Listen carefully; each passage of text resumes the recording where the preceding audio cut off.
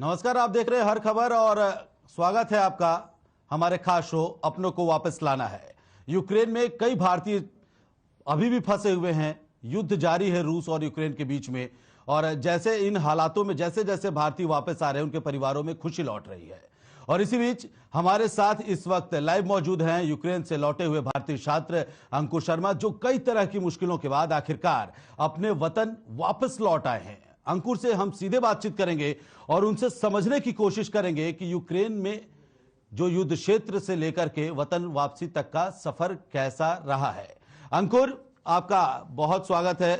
तो अंकुर हमारे साथ जुड़ रहे हैं, उसके बारे में आपको बताएंगे।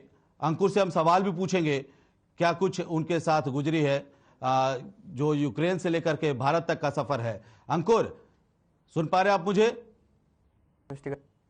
सरकार की ओर से कई एडवाइजरी जारी की गई है और ये कहा गया था कि आप वापस लौट आइए। ऐसे में आपने तब क्यों नहीं वापसी का फैसला लिया अंकुर? कि आप सरकार ने एडवाइजरी जारी करी थी कि जिसको जाना है वो जा सकता है। ऐसा कुछ कंपलसरी नहीं बोला गया सरकार ने कि भाई आप जाइए, आपको जाना ही है। ऐसा सिर्फ दूसरी जो बाकी दूसरी कंट्रीज थी उन्होंने बोला था कि आप जो जितने भी उनके नागरिक हैं वो सभी के सभी निकल जाओ।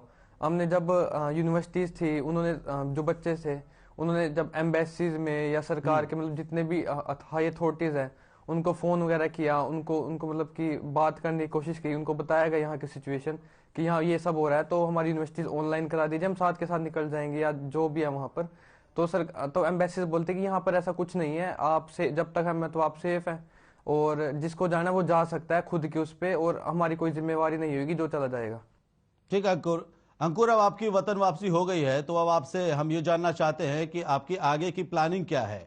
क्या युद्ध खत्म होने के बाद आप वापस यूक्रेन जाकर अपनी पढ़ाई जारी रखेंगे या फिर अपने ही देश में पढ़ाई के लिए किसी कॉलेज में दाखिला लेंगे?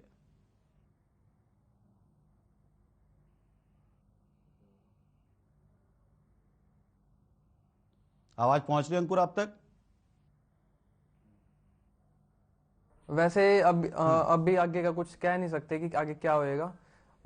अभी तक ये है कि जब युद्ध बंद होएगा तो चांसेस है कि क्लासेस ऑनलाइन शुरू हो जाएंगी, और अगर कुछ ऐसी अड़चन आती है कि हम वहां पे नहीं पढ़ पाते या कुछ नहीं कर पाएंगे तो गवर्नमेंट या फिर जो हमारे यूनिवर्सिटीज है वो हमको अल्टरनेटिव ऑप्शंस प्रोवाइड कराएंगे, या हमको दूसरी यूनिवर्सिटीज में शिफ्ट करा दिया जाएगा, या हमको शायद गवर्नमेंट से बात करके कहीं और पे या शायद इंडिया में ही हमसे कुछ करा दिया जाए। ठीक है अंकुर, आपसे हम ये भी जानना चाहेंगे अंकुर कि भारत और रूस के बीच अच्छे संबंध हैं, लेकिन यूक्रेन के राष्ट्रपति जेलेंस्की ने भी भारत से मदद की बात कही थी। कैसे देखते हैं आप इसे?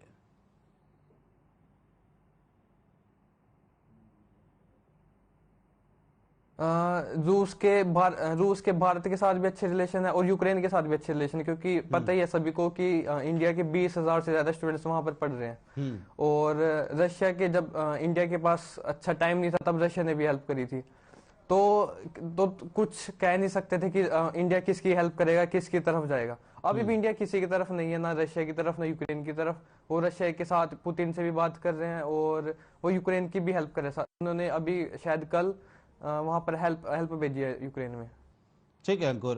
अंकुर, एक और सवाल, जब वापस लौट रहे थे तो बॉर्डर पर यूक्रेन की सेना या फिर किसी शख्स ने आप लोगों के साथ किसी तरह का कोई नुकसान पहुंचाने की आप लोगों को कोशिश की, या कोई ऐसा वाकया घटा जो शायद नहीं होना चाहिए था? हम बॉर्डर पर पहुंचे, शायद हम शुरुआती वाले बच्चे थे जो शुरू में ही पहुंच गए थे वहां पर, तो हमको इतनी दिक्कत नहीं आई। लेकिन हमको वहां पर 10 से 12 घंटे अपना सामान उठाकर वहीं पर खड़े रहना पड़ा, क्योंकि हमको नहीं पता था कि भाई जो बॉर्डर है, बॉर्डर का गेट कब खुल जाएगा और कब निकलना पड़ सकता है। तो हम जितने भी वहां पे बच्चे थे सभी के सभी वहां पर 10 से 12 घंटे वहीं पे खड़े रहे। रात को जो ठंड थी, माइनस का टेम्परेचर था उसके अंदर। लेकिन जैसे हम वहां से निकले और हमारी दूसरे मतलब दोस्तों से बात हुई तो उन्होंने बताया कि वहां पर भीड़ ज्यादा जम हो गई थी और वहां पर हवा में फायरिंग भी की गई है। और वहां पर जब थोड़ा कुछ ज्यादा हो गया और जब बच्चों के अंदर वो आ गया, क्योंकि जो बॉर्डर पर सिपाही थे वो सभी जो दूसरे देश के वो नागरिक थे, जैसे यूक्रेनियंस थे या कोई दूसरे अन्य देश के थे, तो उनको जाने दे रहे थे, लेकिन इंडियंस को नहीं जाने दे रहे थे। तो वहां पर उनको बातचीत करी, वो कुछ नहीं कर रहे हैं, नहीं मान, एम्बेसी में बात कर रहे हैं, एम्बेसडर से बात कर रहे हैं, कोई रिस्पॉन्स नहीं देने को तैयार है। तो जब फिर उसके बाद जो यूक्रेन सोल्जर थे उन्होंने वहां पर मारपीट भी किया बच्चों के साथ। ठीक है अंकुर, और भारत सरकार किस तरह से आप लोगों की मदद कर रही थी? और अफवाह तो ये भी उड़ रही थी कि वतन वापसी के लिए जो बच्चे वापस आ रहे हैं उनसे डबल टैक्स लिया जा रहा है। इन अफवाहों में कितना दम है? क्या वाकई में ऐसा कुछ हुआ? वैसे वो हेल्प कर रही हैं, वहां अंदर से भी हेल्प कर रही हैं। जो यूक्रेन सोल्जर की बात है वो अलग है, वो शायद उनके अंदर मतलब कि बार बार इतने बच्चे देखकर हो गया। लेकिन जैसे बॉर्डर क्रॉस हो रहा है वहां से लेके घर आने तक सारी सुविधाएं दे रही है गवर्नमेंट, एम्बेसी जो भी है वहां के, जो जिस देश में हम जा रहे हैं जैसे हंगरी हो गया, रोमानिया हो गया, वहां के जो वॉलंटियर्स हैं वो इतनी हेल्प कर रहे हैं। वो खुद बोल रहे हैं कि अगर आपको इंडिया तक जाना है तो हम छोड़ के आएंगे आपको। वहां से लेके हमारे लिए खाने का, रहने का, पीने का सारा इंतजाम किया गया है। और वहां से लेके जो हमारे लिए एयरपोर्ट तक की बस बुक की गई है जो कि 10 घंटे का सफर था। वहां से एयरपोर्ट के अंदर खाने का, पीने का, रहने का सब अरेंजमेंट। वहां से फिर दिल्ली आना, एयरपोर्ट के अंदर सारी सुविधाएं, खाने की, लंच वगैरह कराया गया, तो हमको स्नैक्स वगैरह दिए गए।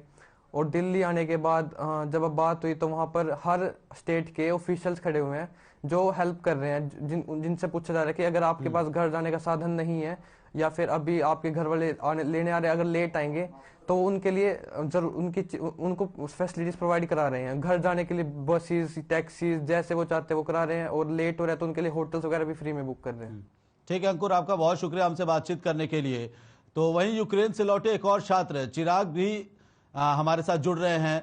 वो भी, उनसे भी हम समझने की कोशिश करेंगे कि आखिरकार यूक्रेन से जो यहां तक का सफर था वो कैसा रहा है। चिराग, पहले तो आप अपने बारे में भी हमें बताइएगा और यूक्रेन में आप क्या करते थे इसके बारे में भी हम जानेंगे आपसे। और सरकार की ओर से यूक्रेन छोड़ने के लिए एडवाइजरी जारी की गई थी, तब आपने यूक्रेन क्यों नहीं छोड़ा था? यही सवाल मेरा भी आपसे पहला है। चिराग चिराग सब लोग, मैं इवानो फ्रेंकोविच मेडिकल यूनिवर्सिटी में पढ़ता हूँ यूक्रेन में, और मेरे को वहाँ गए हुए 4 साल हो चुके हैं।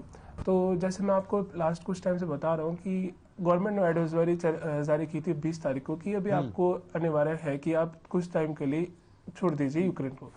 तो उस टाइम हमने सोचा कि ऐसा अगर गवर्नमेंट करे तो शायद से कुछ हो, बट हमने एम्बेसी से कांटेक्ट करा, एम्बेसी ऑफिशियल से बात करी, तो वो सब कहते हैं कि हम आपको बस टेम्परेरी कह रहे हैं कि ऐसा कुछ नहीं है, बस वैसे ही कह रहे हैं, अगर जाना सकते हो आप तो जा सकते हो, अगर ऐसा कुछ होगा तो आपकी गवर्नमेंट आपके साथ खड़ी, कभी कुछ नहीं हो सकता आपको। बट उसके बाद 22 तारीख को हमारे पास इंफॉर्मेशन आती है कि आपको यूक्रेन छोड़ना अनिवार्य है, आप यहाँ से निकलिए जल्दी। और जैसा कि अगर हम निकलने की कोशिश करते तो उस टाइम फ्लाइट्स भी बहुत कम थी और फ्लाइट्स के फेयर्स बहुत ज़्यादा थे, क्योंकि ये नहीं है कि सिर्फ अकेला मैं ही हूँ वहाँ पे या कुछ बच्चे हैं, वहाँ पे 20,000 इंडियन बच्चे हैं। सो सिर्फ बच्चे ही नहीं है, 20,000 से ज़्यादा भी हैं, क्योंकि कई लोग ऐसे होते हैं जो बिना वीज़ा के भी वहाँ रहते हैं। तो आप ये सोच सकते हैं कि कितनी बड़ी सिचुएशन वहाँ पे क्रिएट हुई है। तो अब ये तो नहीं है ना कि अगर 22 तारीख को गवर्नमेंट बोल दे कि आप छोड़िए तो मैं अगले दिन ही वहां से निकल सकूं, क्योंकि एकदम मेरे को फ्लाइट भी नहीं मिल सकती। और मैंने बहुत कोशिश करी कि मेरे को 24 तारीख की फ्लाइट मिल जाए, लेकिन भगवान का अच्छा रहा, भगवान का हाथ था, जो मैं 24 तारीख की मेरी फ्लाइट कैंसिल हो गई अपने आप। तो फिर मैंने 27 तारीख की फ्लाइट ली, बट उससे पहले ही हमला हो गया था 24 तारीख को ही। ठीक है चिराग, अब आपकी वापसी हो चुकी है भारत में, आप अपने परिवार के साथ बैठे हैं, लेकिन आपकी आगे की क्या तैयारी है? क्या यूक्रेन में युद्ध खत्म होने के बाद आप वापस जाएंगे या फिर क्या तैयारी रहेगी आपकी? वापस यूक्रेन जाना चाहेंगे या फिर भारत में रहकर पढ़ाई जारी रखेंगे? कंटिन्यू करवाती है, अगर, क्योंकि बच्चे ये नहीं है कि कुछ बच्चे हैं, बच्चे बहुत ज्यादा, अगर गवर्नमेंट कुछ अच्छा एक्शन लेती है, अगर सभी बच्चों के अकॉर्डिंगली कुछ करती है, सभी बच्चों को कुछ मिलजुल कर नया कॉलेज में एडमिशन देती है, अगर ज्यादा नहीं 4th ईयर में नहीं, क्या पता थोड़ा बैक करके एडमिशन दे दे तो वो भी अच्छा है, लेकिन अगर गवर्नमेंट हमें यहाँ पे अप्लाई करवाती है तो बहुत अच्छा। अगर ऐसे नहीं है तो हमें यूक्रेन में आश्वासन दे कि अगली बार से आपके लिए हम साथों साथ खड़े हैं, तो हम फिर वापस जा सकते हैं पढ़ाई के लिए। ठीक है चिराग, अब आप ये बताइए कि आप यूक्रेन से वापस लौट रहे थे तो किस तरह का किसी तरह का कोई विवाद हुआ, बदतमीजी की गई या फिर कोई हमला आप लोगों पर किया गया? हम जब वहाँ से इवानो से निकले थे तो हमने सबसे पहले एडवाइजरी ये थी कि आप जब भी अपने टैक्सी में या गाड़ी से जाएं तो वहाँ पे इंडियन फ्लैग लगा लें, तो आपको रास्ते में कोई नहीं रोकेगा। तो हमने बिल्कुल वैसे किया, तो रास्ते में हमें बिल्कुल 5 स्टार ट्रीटमेंट से लेके गए। लेकिन जब हम बॉर्डर पे पहुंचे, अब बॉर्डर पे क्या रहता है कि वहाँ पे सिर्फ हम नहीं, वहाँ पे यूक्रेनियंस भी हैं जिन्होंने वहाँ से निकलना, जो रेफ्यूजी बनकर दूसरी कंट्रीज में जा रहे हैं। तो जब हम रोमानियन बॉर्डर पे पहुंचे तो उसमें पहले चेक पोस्ट होता है यूक्रेनियन। अब वो यूक्रेनियन बॉर्डर्स क्या कर रहे हैं पहले अपने लेडीज को और बच्चों को वहाँ से निकाल रहे हैं, जिसकी वजह से बाकी जो लोग हैं जो दूसरी के नेशनलिटीज के हैं उनको बहुत दिक्कत आ रही है। हम लोग भी वहाँ पे कम से कम एक दिन लाइन में खड़े रहे तब जाके हमारा नंबर आया चेक पोस्ट को पास करने के लिए।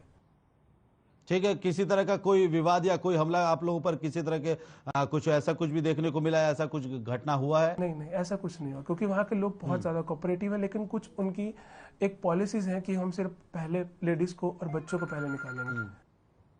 ठीक है चिराग, आप हमें अब ये भी बताइए कि जब आप यूक्रेन के बॉर्डर पर थे, भारतीय सरकार आपकी किस तरह से मदद कर रही है? सीमा पे हमारा बहुत बहुत बहुत हेल्प करी है, बहुत ज़्यादा हमारी हेल्प करी है। मैं उसका बहुत धन्यवाद करता हूँ, क्योंकि वहाँ पे कुछ MEA के लोग भी आए, कुछ नेशनल लोग आए जिन्होंने हमारा बॉर्डर पार करवाया। उसके बाद हम जैसे आगे पहुँचते हैं बॉर्डर क्रॉस करके, तो हमारे नेशनल्स वहाँ खड़े होते हैं, तो वो हमें बस में बिठाते हैं, हमें 5 स्टार होटल्स में रुकवाया, उन्होंने खाने के लिए दिलवाया। तो उसके बाद वो हमें खुद बस में बिठा के हमारे साथ गए, हमें एयरपोर्ट पर बोर्ड करवाया, अपना एयरप्लेन में बिठाया और उसके बाद हमें घर भेजा। तो हम बहुत बहुत आभारी हैं उन लोगों के जिन लोगों ने हमारी बहुत ज़्यादा सहायता करी है, खास करके हमारा हरियाणा गवर्नमेंट के। तो हम आश्वासन है हमें, अब हम कह सकते हैं कि मोदी है तो मुमकिन है। ये तो बहुत अच्छी बात है चिराग कि भारत सरकार हर कदम पर आपके साथ है, लेकिन मेरा आपसे अगला सवाल यही है कि सभी जानते हैं कि भारत रूस के अच्छे ताल्लुकात हैं और संयुक्त राष्ट्र में भारत ने रूस के खिलाफ प्रस्ताव का भी विरोध किया था, इसको कैसे देखते हैं आप? देखिए, भारत सरकार ऐसी है कि ये बहुत बड़ी अच्छी गवर्नमेंट है, तो इसका रूस के साथ भी बहुत अच्छे रिश्तेदारी है और इसकी USA के साथ भी बहुत अच्छी रिश्तेदारी है। तो अब जब दोनों तरह से रिश्तेदारी है तो ये किसी एक से भी खत्म तो कर नहीं सकता। तो अब ये क्या कर सकता है, जो बीच का बंदा फंस रहा है तो उसके साथ डायरेक्टली हेल्प ना करके उसकी इनडायरेक्टली हेल्प कर सकता है। अब जैसे कल रात में आपके न्यूज में आ रहा था कि क्या करा गवर्नमेंट ने किसी ना किसी को कुछ ना बताए यूक्रेन की हेल्प करी है, उसको दवाइयां भेजी, उसकी हेल्प कर रही है। ये नहीं कि सरकार कभी किसी से पीछे हटती है, सरकार सभी के साथ है, लेकिन सरकार क्या कर रही है कि अपनी पूरी आवाज के साथ उसके साथ नहीं खड़ी हो सकती, क्योंकि रूस के साथ अगर बिगड़ेगी तो सरकार नहीं चाहती कि उसके किसी और के साथ बिगड़े। ठीक चिराग, इतिहास में कई मुद्दे ऐसे भी हैं जिन मुद्दों पर यूक्रेन ने अंतर्राष्ट्रीय मंच पर भारत की खिलाफत की है, इसको कैसे देखते हैं आप? देखिए, अब सरकार के बीच में आपस में क्या चलता है, जो पुराने सरकार वहां की थी, जो पुराना प्रेसिडेंट वहां का था, वो क्या था कि हमारी इंडियन के बारे में नहीं सोचता था ज्यादा, क्योंकि वो पाकिस्तान के साथ उसके ज्यादा रिलेशन अच्छे थे। लेकिन अब जो नया प्रेसिडेंट आया व्लादिमीर ज़ेलेंस्की, वो बहुत अच्छा है। वो खुद पहले एक्टर था, जो जिसके खुद के एक्टर होने की वजह से हमारे इंडियन एक्टर्स के साथ बहुत अच्छे रिलेशंस हैं, और उसी वजह से वो इंडियन गवर्नमेंट के साथ बहुत सहायता व्यवहारिक करता है। जैसे कि अभी कुछ टाइम पहले मोदी और उनकी खुद की एक मीटिंग हुई थी, वो खुद अच्छे से मिले हैं आपस में, और अब इसी वजह से उन्होंने खुद प्रस्ताव रखा था कि मोदी जी आप एक बार आगे बढ़िए और पुतिन के साथ बात करिए कि ऐसा कुछ ना हो कि वॉर सैंक्शन रुक जाए। अब वो दोबारा अंदर ही ये बातें दोबारा उठ रही हैं कि मोदी जी दोबारा बात करेंगे ये वॉर को रुकवाने के लिए। ठीक है चिराग, सोशल मीडिया पर अफवाह यह भी उड़ रही थी कि वतन वापसी करने वाले बच्चों से डबल टैक्स लिया जा रहा है, तो क्या आपसे भी वतन वापसी के लिए मोटी रकम वसूली गई है? ऐसा कुछ हुआ, कोई ऐसी बात?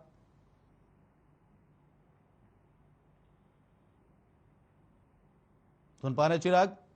देखिए, जब पहले जो एडवाइजरी जारी हुई थी 22 तारीख की, अगर उस टाइम हम फ्लाइट्स बुक करवा रहे थे तो उस टाइम फ्लाइट का जो फेयर नॉर्मल होना चाहिए था वो था 20,000, लेकिन उस टाइम जो फ्लाइट का फेयर आया तो वो था 60,000 अगर हम बुक करते थे।